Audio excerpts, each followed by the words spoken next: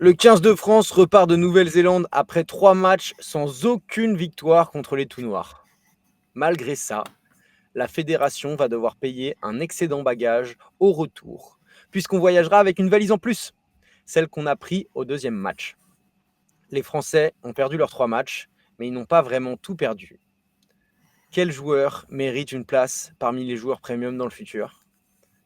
Est-ce que envoyer l'équipe C en Nouvelle-Zélande, c'était vraiment une bonne idée? Jingle. Rugby show, ça va te donner très chaud. Rugby show, ça s'écoute entre poteaux. Rugby show, en métro ou au boulot. Rugby show, des débats et des pronos. Rugby show, bienvenue au Rugby Show.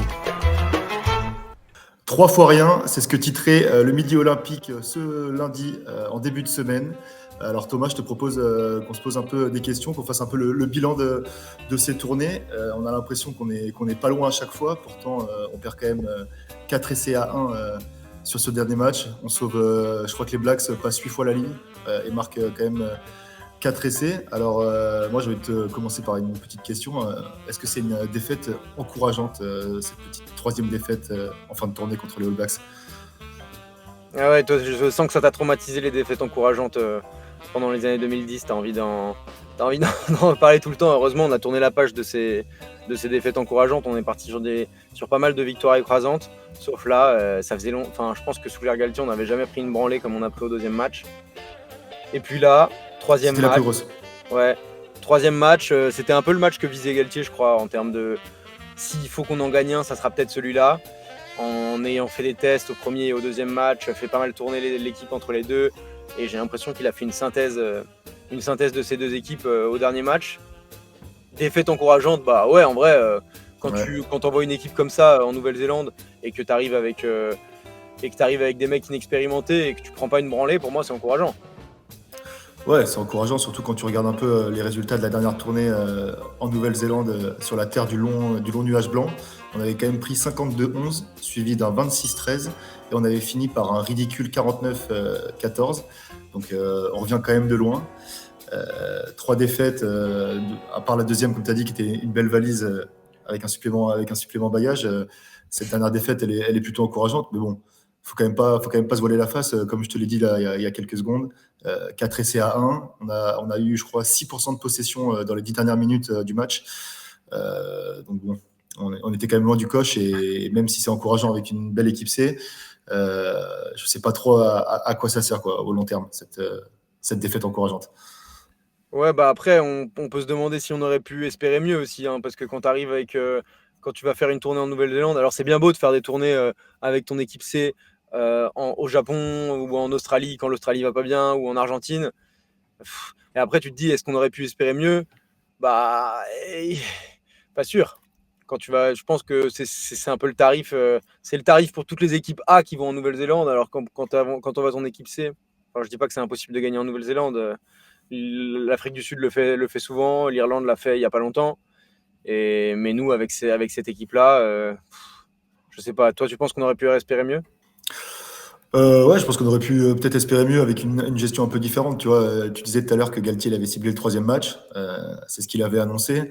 Mais après, il a fait quand même des gros paris assez fous. Tu vois, il remet Astoy titulaire alors qu'il l'avait mis remplaçant. Il avait mis second titulaire juste avant. Il tente des nouvelles stratégies avec uniquement un seul mec en couverture, avec Léo Barré, qui du coup a passé un match atroce et a enchaîné cagade sur cagade. Donc, tu vois, avec une régularité aussi, enfin, avec autant d'irrégularité dans le choix de la composition et dans le choix de la stratégie collective, je pense que c'était impossible pour les joueurs de s'imposer et de réussir à faire quelque chose contre une équipe des Blacks qui, même si elle n'était pas au top, a quand même montré un plutôt beau visage. Ouais. Après, si tu regardes la tournée de l'année dernière où on laisse 2 joueurs en Argentine et on repart avec un raciste dans les valises, là, je préfère juste repartir avec une branlée au deuxième match. Donc, en vrai, on est content parce que l'année dernière, bon, certes, Ouais, on part avec des victoires, mais le rugby français, il est entaché et tout le monde parle de ça, même ceux qui connaissent rien au rugby. Là, aujourd'hui, bon, bah, peut-être que les gens, ils ont suivi la tournée d'un peu plus loin parce que fallait se lever à 9h du matin pour regarder les matchs et qu'il y avait une grosse probabilité de défaite. Donc, bravo à ceux qui se sont levés à 9h pour regarder les 3 matchs. Mais en vrai, Ouais. allez, voilà, c'était compliqué de faire mieux. Après, il y a quand même des joueurs qui ont sorti leur épingle du jeu. Et je pense que ça va être le sujet de notre deuxième débat de l'épisode. Je te propose qu'on discute de ça juste après les trompettes.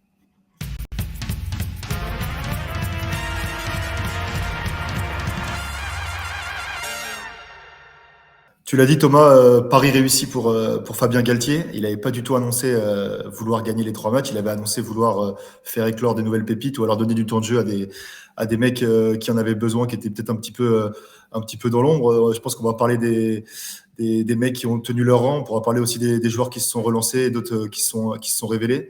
Mais je te propose qu'on commence par ceux qui ont pris une nouvelle dimension dans ce 15 de France, avec un avant qui a crevé l'écran et un arrière qui a aussi crevé l'écran après un très beau 6 nations. Je veux parler de Atis Ogbe et de Michael Guillard.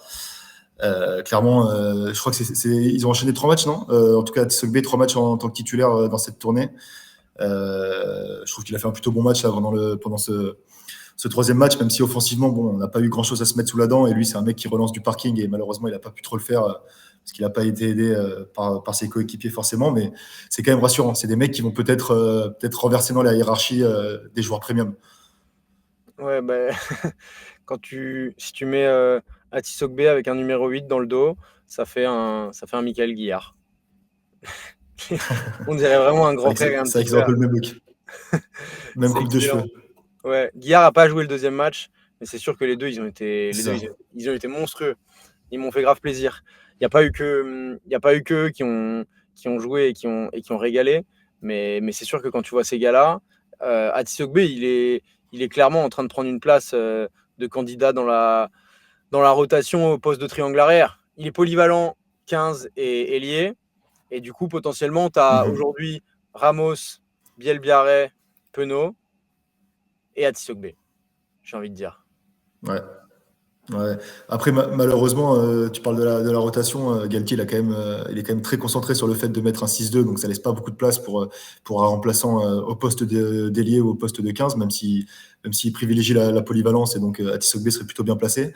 Mais moi, je me dis, bon, ça va peut-être en faire grimacer plus d'un. Après, si tu es un polyvalent au poste de 15 et d'ailier, dans un banc 6-2 avec potentiellement genre un 9 sur le banc, plus un Atis Ogbe, ça permettrait à, tu vois, Ramos, s'il joue en 15, de couvrir le poste de 10 et d'avoir un Atis Ogbe qui couvre les postes d'aile et d'arrière, tu vois, en cas de blessure. Bon, après, il faut voir comment tu fais au centre, s'il y a un centre qui se blesse, mais t'envoies un peu en 13. Ouais. Complètement, surtout qu'on on a vu Gaëton couvrir ce poste de remplaçant derrière pendant le 6 Nations. Il n'a pas forcément rassuré, donc peut-être que c'est Atis Ogbe qui va lui passer devant. Mais moi, je me dis pourquoi pas peut-être un petit Atis Ogbe titulaire à la place de Louis Bielbiarré pour faire tourner sur des matchs contre le Pays de Galles ou contre l'Italie aux 6 Nations. En tout cas, c'est quand même super cool de voir un joueur qui offre autant de spectacles et autant de confiance alors qu'il est quand même super jeune. Quoi. Il a 21 ou 22 ans, aller assurer une tournée comme ça en Nouvelle-Zélande avec une équipe aussi faible, entre guillemets, sur le papier, c'est quand même costaud. Donc, un grand bravo à lui, quand même. La classe. Et puis Guillard, pareil. Guillard, il avait déjà mis Méafou sur le banc pendant le tournoi Destination. Là, comme il a fait une petite saison avec Lyon, qu'il n'a pas joué le top 6, il a pu aller jouer les All Blacks. Donc il s'est régalé, le Guillard. Et il a été repositionné en 8, alors que normalement, il jouait à la place de Méafou, donc en 5. Mais Galtier disait on n'a pas assez de 8 avec la France, il faut qu'on en forme plus. En vrai, il a raison. Quand tu regardes les 8 en top 14, la plupart c'est des étrangers. Du coup, c'est cool d'avoir un Guillard qui peut être candidat au poste. Et ils lui ont enfin filé un maillot à sa taille. Je ne sais pas si tu te souviens du premier match, il avait un quintuple XL, il nageait dans son maillot. Et finalement, ils lui ont donné un maillot qui avait un peu plus de dégaine, quoi. Donc c'est bien, ça montre aussi qu'il prend un peu du galon dans cette équipe. Après, il y a d'autres joueurs qui se sont révélés. Hein. On a parlé de Fischer, on a parlé de Brennan, on a parlé de plein de mecs différents. Mais bon, est-ce que ces mecs-là, c'est juste un petit pchit et juste on les a vus un peu crever l'écran pendant cette tournée, ou alors est-ce que tu penses qu'ils peuvent un peu s'imposer sur le long terme? Moi, j'ai des gros doutes, hein, pour le coup. Je sais pas, tout ça. Je trouve que Brennan, il est monstrueux. C'est ce punk irlandais qui a qu'une envie, c'est de manger les mecs en face. Et il doit pas avoir grand chose d'autre en tête quand il va se coucher que le mec qui va bouffer le lendemain sur le terrain. Et donc, tu vois, ce profil un peu chien sans laisse, moi j'adore. Je suis désolé, Brennan, pour moi, il a le potentiel. Il s'est imposé à Toulouse. Quand tu arrives à t'imposer à Toulouse, tu peux t'imposer en équipe de France. Tu t'imposes à Toulouse. Pareil, Brennan, c'est lui, il a fait asseoir Meafou sur le banc à Toulouse. Hein. Et du coup, il a fait deuxième ligne avec Flamand. Lui, il jouait 4, Flamand, il jouait 5.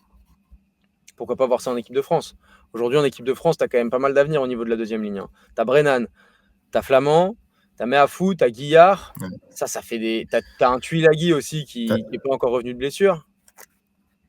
Il y a Tyler Duguid qui a commencé à pointer le bout de son nez aussi, qui est pas dégueulasse. Mais ouais. mais ouais, c'est cool. Après, encore une fois, hein, tous ces mecs-là, ils ont montré un super beau visage. On a vu une équipe de France hyper combative. Les Fischer, les Brennan, je crois qu'ils font pratiquement 30 plaquages et ils n'en ratent pratiquement aucun. Donc c'est super. Fischer. Après, est-ce que ces mecs-là, ça va devenir les facteurs X qui vont nous permettre de gagner des gros matchs? Ça, je suis pas aussi sûr, quoi. Fischer, sur le troisième match, il fait 21 plaquages en 40 minutes. Il sort à la mi-temps. À la mi-temps. Ouais. Il aurait pu bouffer le record du Dark Destroyer de Thierry Dussautoir, 39 plaquages en finale de Coupe du Monde 2011. Ça aurait pu. Hein.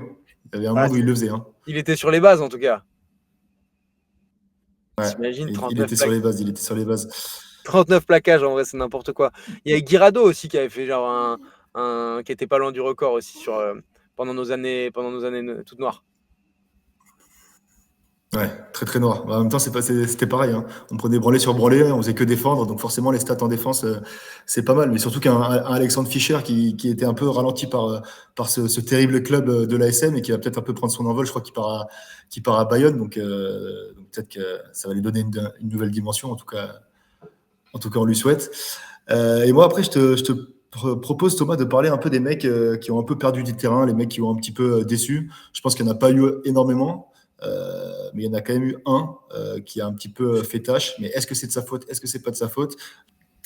Mais du coup, Léo Barré, qu'on a plutôt vu Léo bourré pendant ce match-là, on l'a vu un petit peu comme au basket, c'est faire des dribbles comme ça, sauf que je pense qu'il s'est un petit peu trompé de sport. Au lieu d'attraper le ballon, il essayait de le taper comme ça sur le sol et de s'en débarrasser le plus possible. Technique surprenante. C'est peut-être Galtier qui lui a filé le secret, lui qui aime bien révolutionner le rugby. Moi, ça ne m'a pas convaincu, cette prestation et cette nouvelle technique. Non, pas du tout convaincant de la technique. Le gars, il a quand même. C'était censé être. Enfin, c'était un des mecs les plus expérimentés. Tu vois, il avait déjà joué dans le 6 Nations, etc.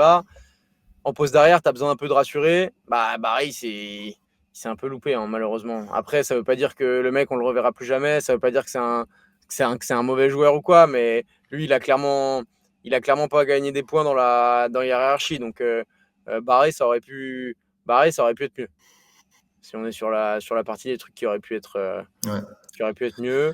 Autre truc qui aurait pu être mieux, gagner un match, ça aurait pu être mieux. Qu'est-ce qui aurait pu être mieux? C'est vrai que moi aussi, c'est un truc qui m'a pas particulièrement marqué là, dans cette tournée, c'est aussi l'en avant de Taofi Fenoua à la 82e au premier match. Ça aurait pu tourner en notre faveur. C'est dommage qu'un mec comme lui, avec autant d'expérience, c'est un peu le papa de l'équipe avec Gaël Ficou. Ça m'a un peu déçu là qu'il n'arrive pas à attraper ce ballon et nous permettre une petite victoire. Ça aurait été sympa, ça, pour lancer la tournée. Je ne l'ai pas trouvé scandaleux, son en avant. En vrai, il arrive, il a une passe, au cordeau, au contact. Tu vois, le ballon, il gicle. C'était pas un ballon facile à attraper. Tu vois, c'est pas un en avant de criminel. Ouais. Après, ce qui aurait pu être mieux, c'est la touche au deuxième match qui a été un petit peu cata. La mêlée au troisième match qui a été cata. On a vu Georges-Henri Colombe complètement capot ouvert dès la 34e seconde du match. Putain. Et là, Georges-Henri fait un petit effort. Mais au final, tu le disais tout à l'heure, hein, c'est une tournée un peu sans éclaboussure. Il n'y a pas eu de polémique. On n'a pas pris de grosses branlées. On a défendu comme des chiens. On a quand même montré un beau visage. Moi, j'ai trouvé. On a pris une grosse branlée quand même au deuxième match. Si on se rappelle, 43-17. Et sachant qu'à la mi-temps, je sais pas, on était à 3 points. Un truc comme ça. On a fait une deuxième mi-temps sympa. Après, Heureusement qu'on joue au rugby ou pas au foot, hein, parce que si on avait fait 3 matchs de 90 minutes, je peux te dire qu'on aurait pris 3 belles branlées. À la fin, on était quand même à chaque fois sur le fil. On était content que ça se finisse à la 80e, là, ces 3 matchs. Ouais, effectivement. Peut-être sauf le premier, mais les Blacks sur le premier, en vrai, ils sont jamais super bons. Ils ont toujours un petit rodage à se faire. Nous, on a joué le 6 Nations, c'est en février-mars. Et puis eux, ils jouent le rugby championship. Ouais. Ils jouent le rugby championship après, donc c'est vraiment le premier match de leur saison. Donc c'est souvent pas terrible leur premier match. Et c'est peut-être d'ailleurs là où on avait le plus de chances de les surprendre, même si c'était pas forcément notre meilleure équipe. Bah, on voit, c'est le match le plus serré, 4 points d'écart. On y a cru jusqu'à la dernière minute. C'est le match où on a le moins subi, même si en vrai on a eu pas mal de chance. Tu vois, il y a pas mal de ballons qui sont passés derrière la ligne et ils ont été retenus. Donc il n'y a pas eu d'essai, il y a eu des en avant dans le but. Un peu comme à l'image du troisième match. Hein. Si tu veux gagner contre les Blacks, tu es obligé de défendre des essais sur ta ligne à des moments. Ouais. Après, moi, ces Blacks-là, ils m'ont pas fait rêver. Hein. Je peux te dire, ils m'ont pas fait peur. Hein. Là, si on les jouait avec les Dupont, les Ramos et toute la compagnie, je pense qu'on pouvait leur faire très très mal chez eux et on pouvait un petit peu renverser la hiérarchie du rugby mondial. Alors que là, 3 défaites pour les stades de Galtier et le classement World Rugby, ça nous régale pas tant que ça, quoi. Malheureusement, ça fait un peu mal au cul. Hein. Il y a ces salopards de roast beef qui sont dans notre rétro d'ailleurs. Hein. Et ouais. Et les salopards de roast beef, ils vont jouer l'Argentine à moitié amputée, ils vont jouer les États-Unis. Donc ils n'avaient pas non plus la même tournée que nous. Hein. Le nez de Steve Borswick, l'entraîneur des Anglais, est déjà 4e au classement World Rugby. Ouais, et Dieu sait qu'il a un gros nez. Hein. Ça fait longtemps qu'il le pointe le bout de son nez. On va voir. Bon, après, la prochaine confrontation, ça sera contre l'Angleterre aux 6 Nations. On y sera d'ailleurs.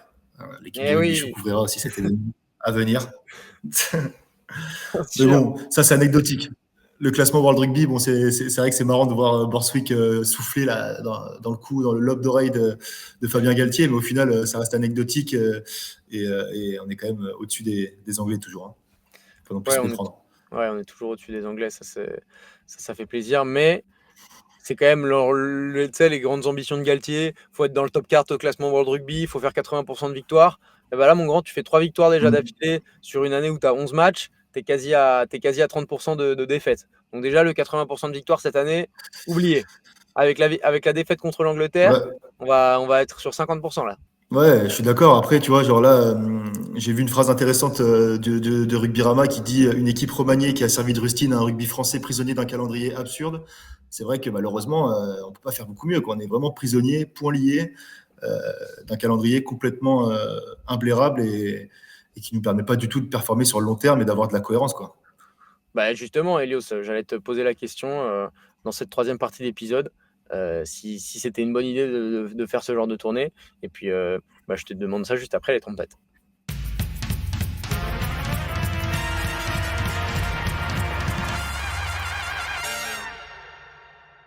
Bon alors, mon Elios, est-ce que c'était une bonne idée d'envoyer l'équipe C en Nouvelle-Zélande là, parce que faire une tournée jusque là-bas avec nos joueurs, est-ce que toi ça t'a convaincu? Non, ça m'a pas convaincu, mais regarde, au final, ça fait quand même des mois que les Néo-Zélandais gueulent. On n'est pas surpris, on le savait déjà depuis longtemps qu'on n'allait pas prendre ni les finalistes, ni la plupart des demi-finalistes. C'est le cas depuis des années. C'est pas une nouvelle surprise, tu vois, au final. C'est pas une nouvelle surprise. Mais c'est la première fois qu'on fait 3 défaites sur une tournée. Quand tu vois qu'avant, on va chez nos nations qui sont à portée de notre équipe B, voire C, tu vois, l'Argentine, l'Australie, le Japon, c'est des mecs chez qui c'est intéressant d'aller te mesurer. En vrai, quand tu y réfléchis, tu te dis, nous, pendant les 6 nations et pendant la tournée de novembre, quand les nations du Sud viennent chez nous, on met notre équipe A, on joue les grosses équipes. En été, on va jouer 3 matchs contre une équipe moyenne. Et peut-être que l'année prochaine, on joue l'Uruguay, peut-être tu vois. Mais si on va en Afrique du Sud ou en Nouvelle-Zélande, pour moi, ça n'a aucun intérêt. Donc, je sais pas si c'est vraiment une bonne idée. En plus, ils le prennent mal, tu vois. Après, ils sont tout ronchons. Et je pense que c'est à juste titre, tu vois. Il y a plein de mecs qui disent on leur manque de respect d'envoyer nos mecs, etc. Nous, eux, ils viennent bien avec leur équipe A en novembre. En vrai, ils ont raison. T'imagines, toi, nous, on y était au match en novembre. C'était un des meilleurs matchs de notre vie. On a vécu un AK de malade, etc. Et là, tu arrives et c'est sûr. Je suis désolé, moi, s'il n'y a pas un All Black que je connais dans leur équipe, je suis dégoûté. Le match, je ne vais pas au stade, etc. Et eux, ok, les connaisseurs de rugby, ils connaissent un petit peu les réalités de notre championnat, peut-être. Mais c'est pas. Nous, on a envie que le rugby international, ça reste le meilleur rugby au monde. C'est la vitrine. Aujourd'hui, c'est pas cool d'envoyer C'est sûr. ça. C'est pas cool, ouais, c'est pas cool. Après, tu sais, on va encore relancer l'éternel débat dans lequel on n'a pas envie de re-rentrer, mais tu sais, tant que tu fais pas une refonte au niveau du calendrier, ça va être compliqué. Tu vois, Savea, on le voit dans Destin Mêlé, le capitaine Hardy Savea, qui à la fin des 4 matchs à la réception d'honneur dit merci les gars d'être venus, on sait que c'est hyper compliqué avec votre calendrier, vous avez joué 35 matchs, etc., etc. Donc c'est un fait, tu vois, mais malheureusement, on fait pas grand-chose pour changer tout ça. Et est-ce que la solution, est-ce que c'est de jouer l'Uruguay et pendant les tournées d'été et du coup d'attendre les Blacks que pendant la Coupe du Monde et de se faire surprendre par ces mecs-là, je sais pas non plus, tu vois. C'est facile de critiquer les choix de Galtier, c'est facile de critiquer plein de trucs, mais en attendant, ils n'ont pas non plus les cartes en main, les mecs, pour progresser et mettre toutes les billes de leur côté pour être super performants et gagner la Coupe du Monde 2027. Bah, ça tombe bien, Elios. C'est un problème un peu sans solution. Tu es en train de me poser la question de la semaine. La question de la semaine qu'on a envie de poser à nos auditeurs. Est-ce que cette tournée va nous aider à gagner la Coupe du Monde? Est-ce que vous croyez qu'après une tournée comme ça, on est en meilleure position pour gagner la Coupe du Monde qu'avant la tournée? C'est une question légitime qu'on a le droit de se poser et de se dire, là, si on fait des tournées comme ça chaque été, est-ce que ça nous rapproche de la Coupe du Monde? Est-ce qu'on ne pourrait pas faire mieux pour gagner la Coupe du Monde? Elios, tu n'avais pas envie de rentrer dans le débat de changer le calendrier, mais tu es quand même un peu rentré dedans. Je pense que voilà, passer à un top 12, c'est pas trop sur les tablettes. Donc changer de calendrier, c'est pas facile parce que tu dois jouer le top 14, tu dois jouer la Coupe d'Europe. Le seul truc, ça serait que les clubs qui payent déjà les joueurs décident de les reposer encore plus que ce qu'ils font aujourd'hui et que les joueurs aient genre un plafond de temps. Mais bon, qu'est-ce que tu veux quand tu payes des joueurs des centaines de milliers d'euros? Qu'est-ce que tu veux faire? Donc voilà, on avait un peu envie d'avoir vos opinions là-dessus. Et peut-être si vous avez des idées pour la Ligue, nous on est en très bon contact avec la LNR, on pourra transmettre, on pourra transmettre toutes vos propositions. Moi je suis comme ça avec Florian Grill et Fabien Galtier, donc n'hésitez pas, mais moi j'ai pas l'impression qu'on avance beaucoup, hein. Tu vois, là on est en juillet 2023, on a cette discussion. J'ai l'impression que en juillet 2025, pardon, j'ai l'impression qu'il y a 4 ans auparavant, on avait aussi la même discussion, même si le rugby show n'avait pas encore la chance d'exister. Ça avance pas beaucoup, tu vois, et au final on a été déçus à la Coupe du Monde 2023. J'ai pas envie qu'on soit aussi déçus à la Coupe du Monde 2027. Donc moi pour l'instant j'ai l'impression qu'on stagne et qu'on n'avance pas vers un futur meilleur, malheureusement. Surtout que là, l'année prochaine, il n'y a pas de tournée d'été, les gars. Ça s'appelle la Nations Cup, la Ligue des Nations. On va jouer, je crois, 3 matchs en Nouvelle-Zélande, en Australie et dans un 3e pays pendant l'été. Et pareil, on n'aura pas nos finalistes. Pareil, les clubs de top 14 n'accepteront pas que les mecs reviennent en octobre ou en novembre et ils voudront avoir les joueurs premium dès le début du mois de septembre. Donc voilà, pour l'instant, il n'y a pas de grandes réformes à venir qui ont l'air de nous donner de l'espoir. Moi, je pense que ça va quand même faire un peu bouger le débat. Là, t'es sûr. Une tournée où tout le monde s'est plaint à pleurnicher, les Néo-Zélandais, nous, on n'était pas contents. Ntamak, il avait envie de la jouer cette tournée. Dupont, il avait envie de la jouer cette tournée. Ils étaient blessés, ils n'ont pas pu la jouer. Mais potentiellement, que les mentalités évoluent petit à petit. Galtier, il a déjà réussi à amener un groupe de travail à 42 joueurs pour préparer les matchs, pour préparer les matchs destination quand on est en France. Je pense que petit à petit, potentiellement, on va pouvoir aller vers un peu plus, avec cette nouvelle compétition, rentrer dans un débat un peu plus profond, parce que le rugby international, ça doit être ce qui est le plus mis en valeur dans notre pays, et donc on doit respecter ce rugby international. Aujourd'hui, la Ligue nationale de rugby, ou la réalité économique, tu vois, je vais pas pointer quelqu'un du doigt, mais il y a un manque de cohérence quand le rugby international, il doit être mis sur un piédestal. Nous, en France, on est la seule nation qui ne le fait pas. Ouais, on est la seule nation qui ne le fait pas, mais on est aussi la seule nation avec un championnat aussi écrasant et aussi performant. Donc c'est compliqué de concilier les deux, comme tu dis, entre les besoins de la Ligue et les besoins de la Fédé.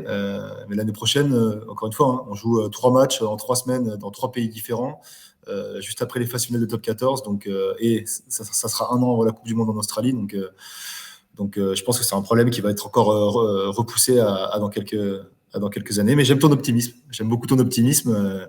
Ça donne envie d'y croire aussi, hein. Allez, on verra. Mais moi, je suis toujours optimiste et je suis toujours chaud.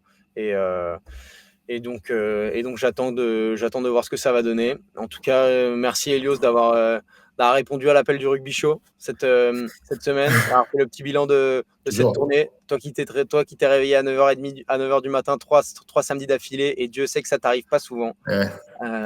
Ça c'est sûr. De plus en plus. De plus en plus. Voilà. Donc Elios, il a été chaud, et faites comme lui. Soyez chaud, abonnez-vous et n'oubliez jamais. Le Rugby Show, c'est chaud. Ah, c'est chaud, pas comme Jono.